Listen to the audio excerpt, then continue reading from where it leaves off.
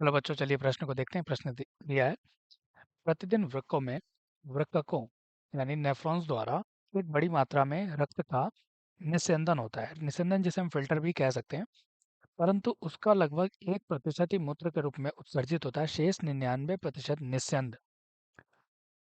विकल्प हमारे पास दिए गए हैं। मूत्राशय में संग्रहित रहता है, रुधिर में पुनः अवशोषित हो जाता है, रीनल पेल्विस में एकत्रित हो जाता है, पसीने के रूप में हानि होती है। तो आइए इस प्रश्न की मुख्य अवधारणा को समझते हैं।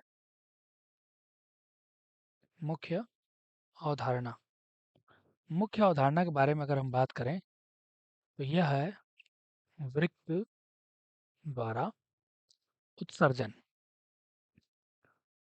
तो अगर हम बात करें वृक्क के द्वारा, तो मानव शरीर में सबसे प्रमुख उत्सर्जी अंग के रूप में यह कार्य करता है, जिसकी संख्या एक जोड़ी यानी दो होती है।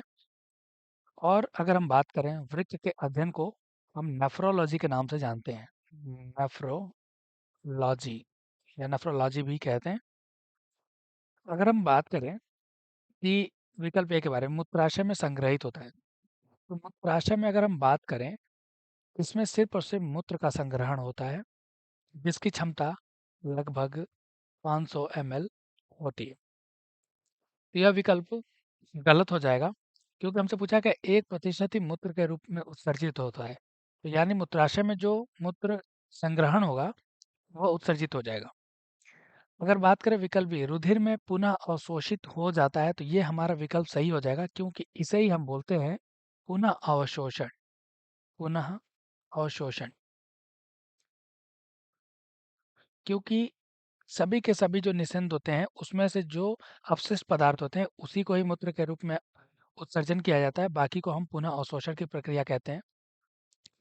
विकल्प सी है, रेनल पैलिस में एकत्रित हो जाता है। ये गलत हो जाएगा। रेनल पैलिस की अगर हम बात करें, यह वृक्क के केंद्रीय भाग होता है, जिसके द्वारा यह क्या होता है, जो मूत्र होता है वह मूत्र नलिका में स्थानांतरित होता है।